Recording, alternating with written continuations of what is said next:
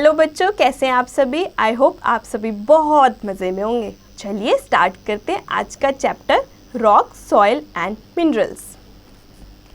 Learning objectives, studying about the rocks and the formation of soil, knowing the importance of soil, learning about the layers of soil. जैसा कि आपने देखा कि हम इस chapter में क्या पढ़ने वाले हैं, सॉइल के बारे में, यानी मिट्टी के बारे में, कैसे वो बनती है और रॉक्स कैसे बनते हैं और भी बहुत कुछ। चलिए स्टार्ट करते हैं। Many million year ago the top most layer of earth was made up of hard rock. बहुत सालों पहले जो हमारी टॉप मोस्ट अर्थ की लेयर थी वो कैसी थी, बहुत हार्ड थी। Slowly and gradually, due to the various changes that took place in the atmosphere, these rocks by breaking changes into smaller particles.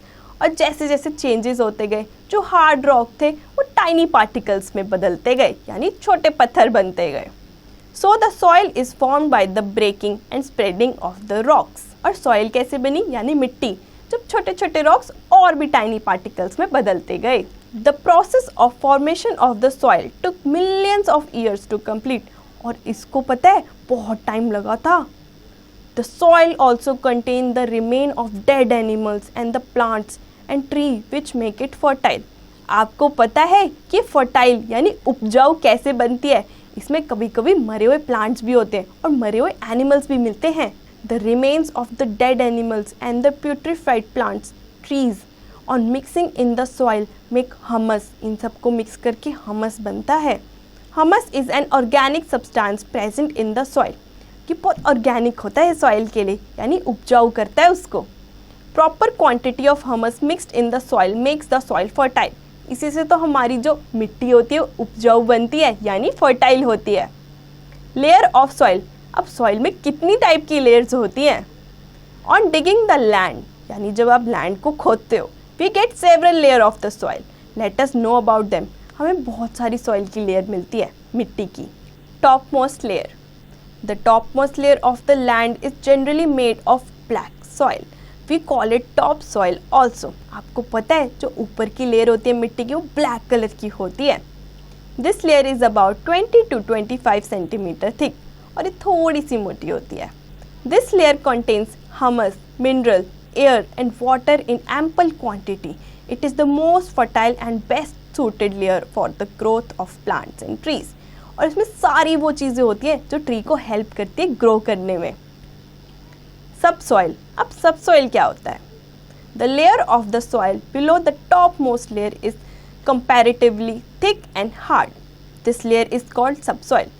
जो टॉप सॉइल के ऊपर नीचे जो लेयर होती है उसको सब सॉइल कहा जाता है। Subsoil contains some pebbles and sand also.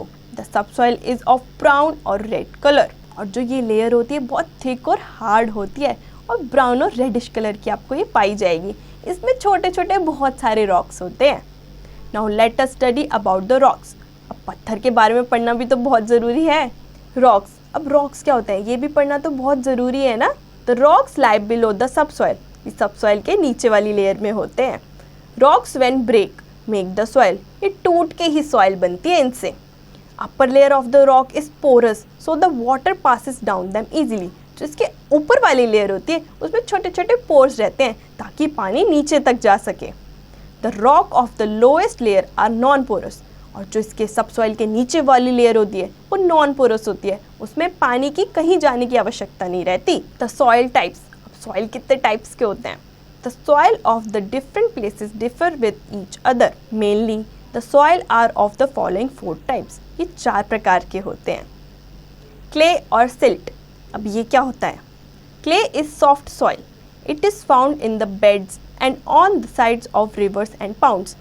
Clay से तो आप खेले ही होगे। अब ये मिलती कहाँ है, ये मिलती है रिवर के किनारे। Being sticky, the water cannot pass through it easily. ये बहुत चिपचिपी सी होती है इसलिए पानी इसमें से अच्छे से नहीं जा पाता या तो जा ही नहीं पाता है। Sand, अब sand क्या होती है, यानी मिट्टी। This type of soil contains comparatively big particles. Sand के पास ना बहुत बड़े particles होते हैं, soil जितने नहीं उससे थोड़े बड़े। This kind of soil is called sand. इसको sand कहते हैं। Particles of this type of soil have some open space between them so the water can pass through the sand easily. और इसमें थोड़े थोड़े पोर्स भी होते हैं वाटर को पास करने के लिए ताकि पानी इसके अंदर से अच्छे से निकल जाए. Lumi soil. अब लूमी सॉइल क्या होती है? Lumi soil is a thin soil. बहुत पतली सी होती है. It has the characteristics of both the clay and sand type soil. इसमें दोनों प्रकार की क्वालिटी पाई जाएंगी. It contains humus in ample quantity, so it is the most fertile soil. Loamy soil is the best soil for cultivation. ये बहुत fertile करती है हमारी सॉइल को. आपको पता है इसमें कल्टिवेशन यानी खेती बाड़ी भी होती है. Water borne soil. Water borne soil क्या होती है? This type of soil comes down the land surface with the flow of river water. ऐसी जो सॉइल होती है वो पानी के साथ बह के लैंड पे आती है, यानी कि ऊपर से आती हुई नीचे की तरफ रुक जाती है. It contains minerals in sufficient quantity. इसमें काफ़ी सारे मिनरल्स होते हैं. The particles of this soil are very thin. It is also fertile soil. ये भी बहुत फर्टाइल होती है यानी उपजाऊ होती है. Life in the soil.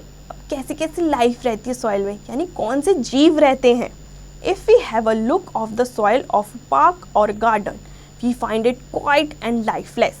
पहले तो हम गार्डन को देखते हैं या पार्क में जाते हैं तो हमें ऐसा लगता है कि इसके नीचे कोई नहीं रहता है, कीड़े मकोड़े होते हैं लेकिन उसमें. But the soil is never lifeless. ऐसा हो ही नहीं सकता कि उसके पास लाइफ ना हो. On examining it carefully you will find some insects, microorganisms and plant living in it.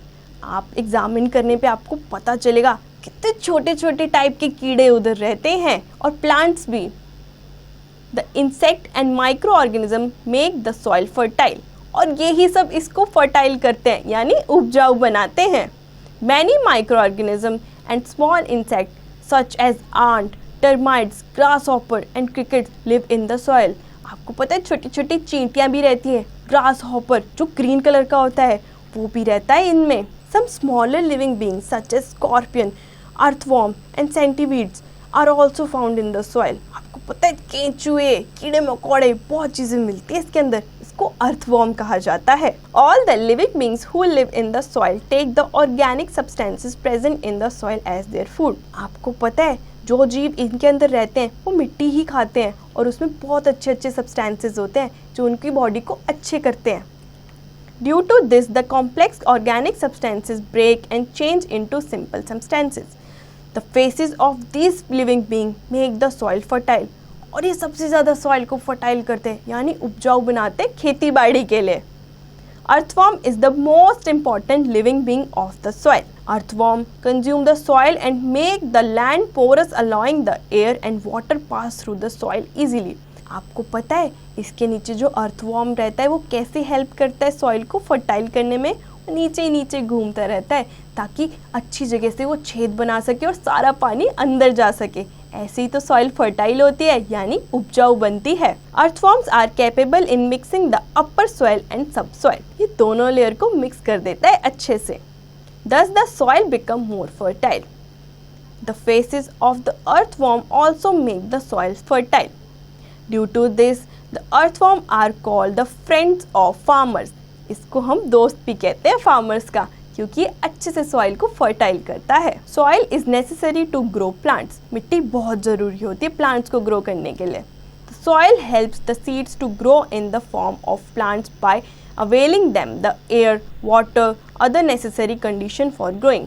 आप सीड डालोगे मिट्टी के अंदर उसको कितनी सारी चीज़ों की ज़रूरत पड़ती है, पानी की, एयर की, और वो सारी चीज़ें सॉइल प्रोवाइड करती है तभी तो वो ग्रो हो पाता है.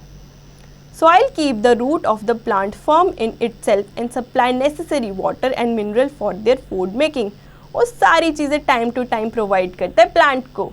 Food of the plant in the soil remain present in the form of nutritive substances. इसमें बहुत सारे nutrients होते हैं. These nutritive substances are called nutrients. Only a good and fertile soil can supply nutrients in enough quantity to the plants. जो soil अच्छी होगी तभी तो वो अच्छे portion में nutrients provide कर पाएगी plants को. जो अच्छी नहीं होगी वो तो plants को मार देगी ना. The plants cannot grow in the soil which does not contain enough nutrients. Due to this very reason, farmers after getting a crop mix nutrients in their field soil. These artificial nutrients are called fertilizers.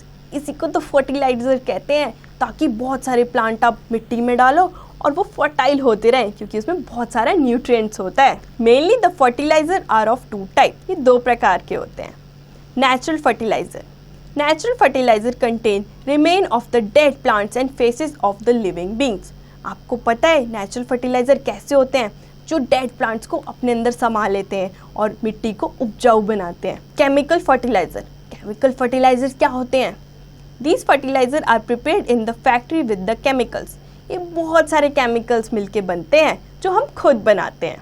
Let us revise. Million of years ago, topmost layer of the earth was made up of hard rock.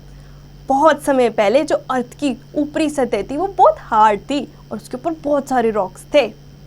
Humus is an organic substance which remain present in the soil. Humus एक बहुत organic substance है जो हमेशा मिट्टी में पाया जाएगा। Our earth has 3 layer of soil. हमारी अर्थ के पास 3 लेयर है सॉइल की, टॉप सॉइल, सब सॉइल और rocks. Mainly the soil are of 4 types. Soil कितने टाइप की होती हैं? 4 टाइप की, clay, sand, loamy soil and waterborne soil. Earthworm is called the friend of the farmers. Earthworm पता है कौन होते हैं? फ्रेंड्स होते हैं फार्मर्स के, क्योंकि वो मिट्टी बहुत अच्छे से उपजाऊ बनाते हैं। आई होप बच्चों आपको चैप्टर बहुत अच्छे से समझ आया होगा। इसकी एक्सरसाइज और रिवीजन आप खुद से करें।